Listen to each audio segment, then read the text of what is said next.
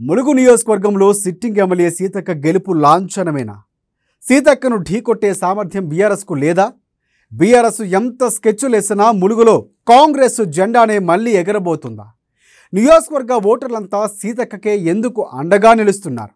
ములుగు నియోజకవర్గ ముఖ చిత్రాన్ని ఓసారి చూద్దాం.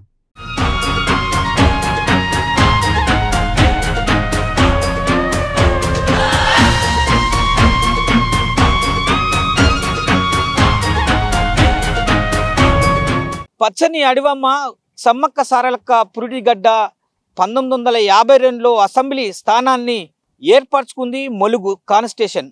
దీనికి ఈ టిఆర్ఎస్ అంటే తెలంగాణ రాష్ట్రం ఏర్పడిన తర్వాత ములుగు జిల్లాగా నామకరణం చేసిన పరిస్థితి కనపడతా ఉంది. గత ఎన్నికల్లో కాంగ్రెస్ ఓరాహోరిగా గెలిచిన నేపథ్యం అయితే ములుగు జిల్లాకు ఉంది. అప్పటి నుంచి ఇప్పటి వరకు కూడా కరడుగట్టిన కార్యకర్తగా, కరుడుగట్టిన ఎమ్మెల్యేగా ములుగు జిల్లా పేరున్న ఆదివాసీ ముద్దుబిడ్డ ధనసూరి అనసూయ అలియాస్ సీతక్కకు ఇక్కడ చాలామంది ప్రజలు ఆమె వెంట ఉన్నారు. అదేవిధంగా ఆదివాసీ ముద్దుబిడ్డ విప్లవాల పురిటిగడ్డలో పురుడు పోసుకున్న ప్రస్తుతం జెడ్పీటీసీ నాగజ్యోతి కూడా బీఆర్ఎస్ మాత్రము పట్టంగా ఎమ్మెల్యే క్యాండిడేట్గా బరిలో దింపనున్న నేపథ్యం కనపడతా ఉంది. ములుగు శాసనసభ్యులుగా అభ్యర్థులుగా మాత్రం బీఆర్ఎస్ కాంగ్రెస్ మధ్యనే ద్విముఖ పోటీ ఉంటుందని చెప్పుకోవచ్చు, బీజేపీ ఉంటుందని చెప్పుకోవచ్చు. మొత్తానికైతే ఇద్దరు ఆదివాసీ ముద్దుబిడ్డలలో ఓరా ఓరి పోరు 2024లో ఎలా ఉంటుంది తెలుసుకునే ప్రయత్నం చేద్దాం. జయశంకర భూపాలపల్లి జిల్లాలోని ములుగు నియోజకవర్గం ఎస్టీ రిజర్వ్డ్ సెగ్మెంట్. ఒకప్పుడు కాంగ్రెస్ కు కంచుకోటని ఈ నియోజకవర్గంలో అప్పుడప్పుడు ఇతర పార్టీల జెండాలు ఎగిరినా మళ్లీ హస్తం పార్టీ ఇక్కడ పూర్వవైభవాన్ని సంతరించుకుంది. సిట్టింగ్ ఎమ్మెల్యే సీతక్క ఇక్కడ నుంచి తిరుగులేని నాయకురాలుగా అవతరించి అధికార బీఆర్ఎస్ కు ముచ్చెమట్లు పట్టిస్తున్నారు.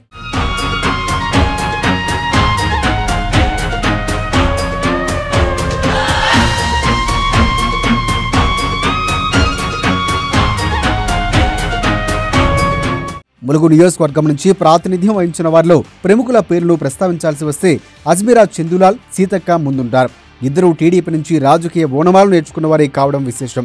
అజ్మీరా చందులాల్ మంత్రిగా, ఎంపీగా, ఎమ్మెల్యేగాను సేవలందించగా ప్రస్తుతం సీతక్క కూడా అఖిల భారత మహిళా కాంగ్రెస్ ప్రధాన కార్యదర్శిగా ఉన్నారు. చందులాల్ ఇక్కడి నుంచి 3 సార్లు గెలిచిన ములుగు నియోజకవర్గం పేరు హైలైట్ కాలేదు. కానీ సీతక్కకు పెరిగిన ఇమేజ్తో ఈ సెగ్మెంట్పై ఎక్కువగా చర్చ జరుగుతోంది.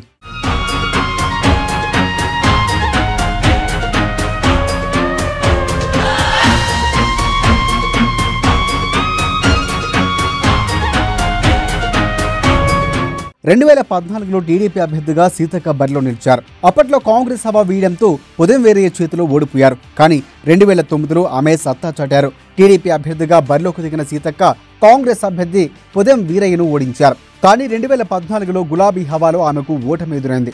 ఓటమి ఎదురైనప్పటికీ నియోజకవర్గంలో సీతక్క చురుగ్గా పనిచేశారు.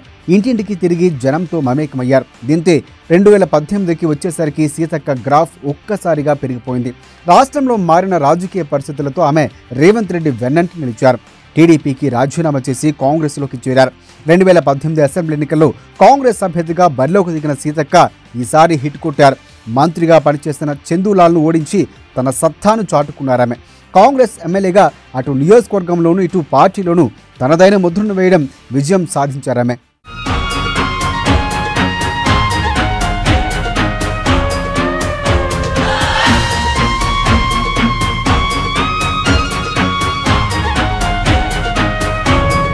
రెండు 2018 నుంచి ములుగు నియోజకవర్గంలో సీతక్క బలం రెట్టింపైంది. రెండోసారి ఎమ్మెల్యేగా గెలిచిన తర్వాత జనంతో ఆమె అటాచ్మెంట్ పెరిగింది. ఎన్నికలు లేకపోయినప్పటికీ జనం మధ్య ఉంటూ మంచి పేరు సంపాదించుకున్నారు ఆమె. ముఖ్యంగా కోవిడ్ సమయంలో ఆమె అందించిన సేవలకు ప్రశంసలు వెల్లువెత్తాయి.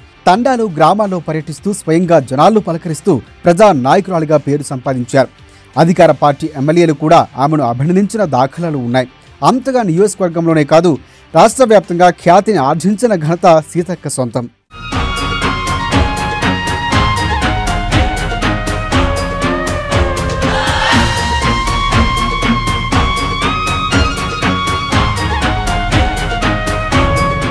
సీతక్కకు అనేక సానుకూల అంశాలు ఉన్నాయి. స్వతహాగా ఆమె విప్లవోద్యమంలో పనిచేసి ప్రజా జీవితంలోకి వచ్చారు.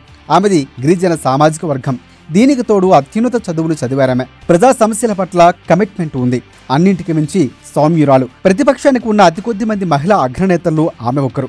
ఇతర పార్టీల నేతలపై విమర్శలు చేసేటప్పుడు కూడా ఆమె గీత దాటి మాట్లాడే పరిస్థితి కూడా ఉండదు. చెప్పాల్సిన అంశాన్ని కుండ బద్దలు కొట్టి చెప్పడమే తప్ప అనవసరంగా మాట్లాడి విమర్శలు కొని తెచ్చుకునే దాఖలాలు కూడా లేవు సీతక్కకు. ఇలాంటి అంశాలన్నీ ఆమెకు సానుకూలంగా మారాయి. ముఖ్యంగా మంత్రులు కేటీఆర్, హరీష్ లాంటి వారు కూడా సీతక్కను చాలా గౌరవంగా చూస్తారంటే ఆమెకున్న పేరు అలాంటిది. ఇక కాంగ్రెస్లో చూస్తే రేవంత్ రెడ్డికి అత్యంత సన్నిహితురాలు సీతక్క.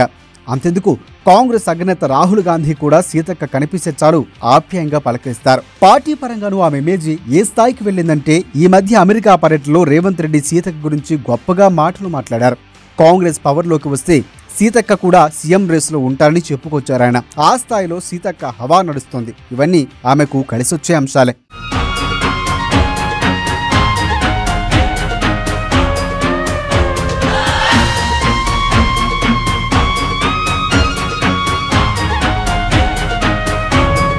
ప్రస్తుతం ములుగు నియోజకవర్గం వరకు చూసుకుంటే కాంగ్రెస్ అభ్యర్థిగా సీతక్క పోటీ చేయడం ఖాయం. ఇక బీఆర్ఎస్ నుంచి ప్రస్తుత జడ్పీ చైర్మన్ బడే నాగజ్యోతి రేసులో ఉన్నారు. బీజేపీ ఇతర చిన్న చితక పార్టీలు ఉన్న పోటీ మాత్రం కాంగ్రెస్ వర్సెస్ బీఆర్ఎస్ గానే ఉంది. బీఆర్ఎస్ అభ్యర్థి నాగజ్యోతిపై సీతక్క గెలుపు లాంఛనమే. ఎందుకంటే ములుగు నియోజకవర్గం అభివృద్ధి విషయంలో ఆమె చాలా చొరవ తీసుకున్నారు. సంక్షేమ పథకాలు, అభివృద్ధి కార్యక్రమాలన్నీ క్షేత్రస్థాయిలో ప్రజలందరికీ అందేలా చర్యలు చేపట్టారు. ప్రతిపక్షంలో ఉన్నప్పటికీ రాజీ లేకుండా ప్రజల కోసం అధికార పార్టీపై ఒత్తిడి తెచ్చి చేయాల్సిన పనులు చేయగలిగారామె. అందుకే నియోజకవర్గంలోని మెజార్టీ వర్గమైన ఎస్టీలంతా సీతక్క వైపే ఉన్నారని టాక్ వినిపిస్తోంది. అటు నాయక్, ఇటు కోయ రెండు వర్గాల్లోనూ ఆమెకు మంచి పట్టుంది. అందుకే ఆమెపై ఎవరు పోటీ చేసినా సీతక్క విజయాన్ని అడ్డుకోలేరు. సీతక్క ప్రతిపక్షంలో ఉంటేనే ఈ స్థాయిలో నియోజకవర్గంలో మంచి పేరు సాధించారంటే, ఒకవేళ కాంగ్రెస్ పార్టీ అధికారంలోకి వస్తే మాత్రం ఆమెకి ఇక తిరుగుండదనే చెప్పాలి. ఏకంగా పెద్ద పదవి ఆమెను వరించినా ఆశ్చర్యపోవాల్సిన అవసరమూ లేదు. అదే జరిగితే ములుగు దశ తిరిగినట్లే అని కూడా స్థానికులు భావిస్తున్నారు.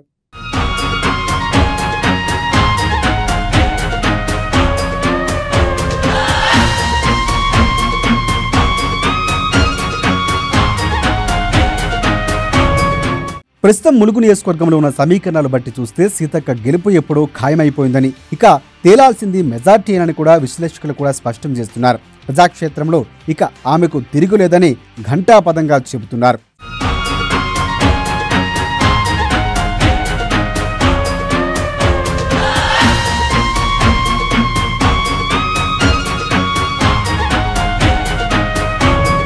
చూశారు కదా ములుగు జిల్లాలో పరిస్థితి. మొత్తానికైతే 2018లో కాంగ్రెస్ పార్టీ నుంచి కూడా విజయం సాధించిన ధనసరి అనసూయ ఆలియస్ సీతక్క కూడా ఇప్పటికి ప్రస్తుతానికి మహిళా జాతీయ అధ్యక్షురాలుగా కొనసాగుతున్న నేపథ్యం అయితే కనపడతా ఉంది. జోడో హాత్ సే హాత్ జోడో యాత్రలో కూడా కన్యాకుమారి వరకు కూడా ఆమె రాహుల్ గాంధీ వెంట నడిచి కూడా మొత్తానికైతే కాంగ్రెస్ పార్టీలో కూడా ఆదిస్థానం మెప్పు పొందిందని చెప్పుకోవచ్చు. ఇక్కడ కూడా ములుగు నియోజకవర్గంలో ఆదివాసులకు చేదోడు వాదోడుగా ఇంటి ఆడబిడ్డ కంటే ఎక్కువ కూడా ఆదివాసి గూడెలతో పాటు కూడా ములుగు నియోజకవర్గ ప్రజలను కూడా చూస్తున్న పరిస్థితి అయితే కనపడతా ఉంది. మొత్తానికైతే ఇక్కడ మాత్రం ప్రజలు మాత్రము సీతక్కను మరోసారి కూడా పట్టం కట్టే అవకాశాలు కూడా ఎక్కువ ములుగు జిల్లాలో కనపడతా ఉన్నాయని చెప్పుకోవచ్చు. అదేవిధంగా బీఆర్ఎస్ మాత్రము ఇద్దరు బీఆర్ఎస్లో 2024లో సీతక్క పైన పోటీ చేసేందుకు ఇద్దరు పోటీ పడుతున్నారని చెప్పుకోవచ్చు. మరి చివరికి దశలో చూసుకుంటే మాత్రం తాడువాయి జెడ్పీటీసీ బడే నాగజ్యోతిని కూడా సీతక్క పైన బరిలో దింపడానికి బీఆర్ఎస్ కసరత్తు చేస్తుందని చెప్పుకోవచ్చు. మొత్తానికైతే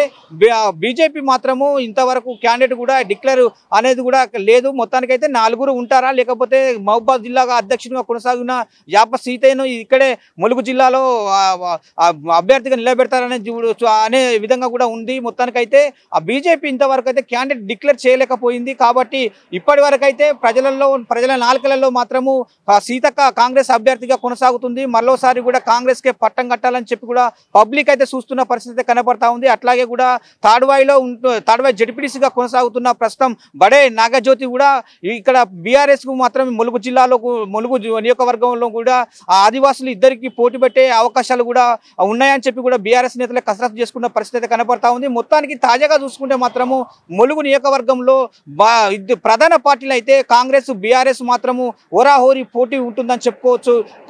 ఎవరికి పట్టం కడతారో ములుగు ప్రజలు వేచి చూడాల్సిన పరిస్థితి అయితే కనపడతా ఉంది. కెమెరా పర్సన్ బాలుతో స్వామి, అమ్మా న్యూస్, వరంగల్.